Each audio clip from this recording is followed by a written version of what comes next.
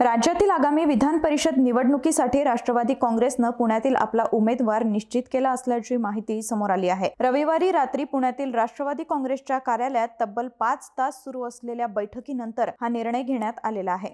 त्यानुसार पुणे राष्ट्रवादीची विधान परिषदेची जागा विक्रम काकडे यांना देण्यात आलेली आहे। या जागेवरून लढण्यासाठी अजितदादा गटातील अनेक नेते इच्छुक होते।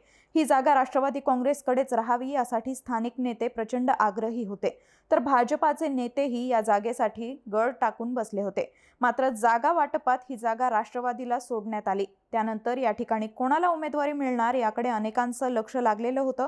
अखेर बड्या नेत्यांना डावलून पार्थ पवार यांनी विक्रम काकडे यांच्या नावावर शिक्कामोर्तब केल्याची माहिती समोर येत आहे।